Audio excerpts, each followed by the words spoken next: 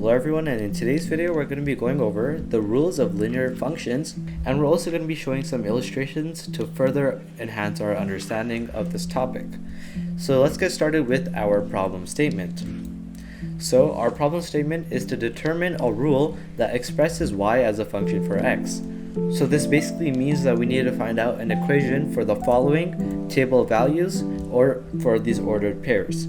So the given values for x and y are coming from these pairs. So we have 0, 0 is our first pair. The second we have is 1, 4. Then we have 2, 8. Then we have 3, 12. And we also have 4, 16. And we can plot this inside of a table of values, and this is how it would look like. So this would be the x values, and then this one here would be the y values. So once again, what we need to do is we need to find out an equation that basically expresses y as a function of x. So let's see how we can do this. So for our solution steps, first we need to figure out what the standard equation is for this type of a function. So since we're doing linear functions, we already know that the standard equation will be y is equal to mx plus c, where m is equal to the slope and c is equal to the y-intercept. And we're going to explain more about this upcoming in the next few slides. And first, just before we actually get into the solution, let's just plot the points first to see how it looks like on a graph, and then after that we can compare our solutions. So continuing with our solution steps, the standard equation, once again, y equals to mx plus c, and this is how the plot would look like. So based off of these table of values, we're just plotting them onto this graph. So we can see when x is 0, y is 0, when x is 1, then y is 4, and so on. So this is how the plot will look like for this table of values, and now let's actually get into the solution to see what the relationship would be between x and y. So what we first need to do is remember our standard equation, which is y equals to mx plus c. So if we're trying to solve it, then we need to figure out what m and c is. And once we can do that, then we already know x, and we can just plug that all in and we get y. So let's first solve out for c, and we said that c is called the intercept. So let's first see what the intercept would be. So in this case, we'd have c as the intercept of 0, and this is because it passes through 0, 0. So basically what the intercept means is when x is 0, what is y? So in this case, when x is 0, we have y is 0, and that's why we have c is equal to 0. But for example, if we had, instead of here, this line was shifted upwards and y was on this 5, and since x is 0 and then y would be 5, then the intercept c would be equal to 5. But in this case, since it's going through 0, 0 and y is equal to 0 and x is equal to 0, then this is why c is equal to 0.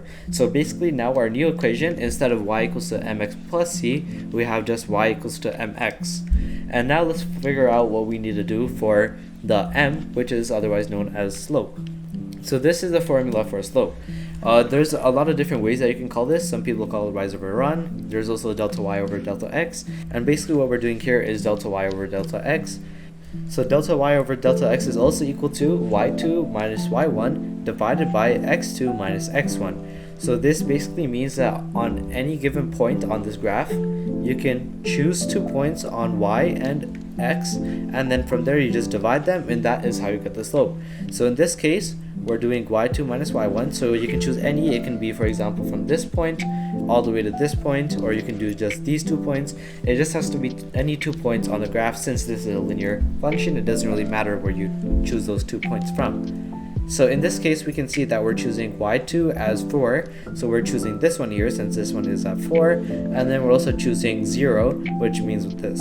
So we're choosing these 2 points here, and that would be y2 minus y1. And then for x, we're choosing 1 minus 0, so that means we're choosing x from here and from here. So this is basically our rise, and this is our run. So our rise would be 4, and then our run would be 1. So basically once we do 4 minus 0, we get 4, and 1 minus 0, we get 1. So 4 divided by 1 is basically equal to 4.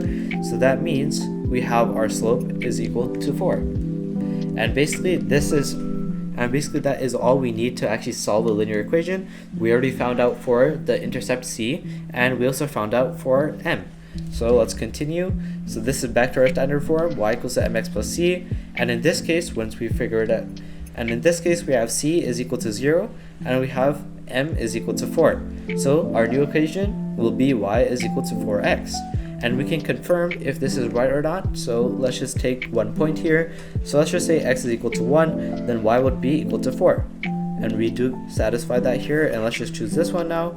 And now let's just choose this one. So if x is equal to 2, then y should be equal to 8. So x is 2, y is 8. So here you can see that our equation does work, and this is basically how you can determine a rule that expresses y as a function for x.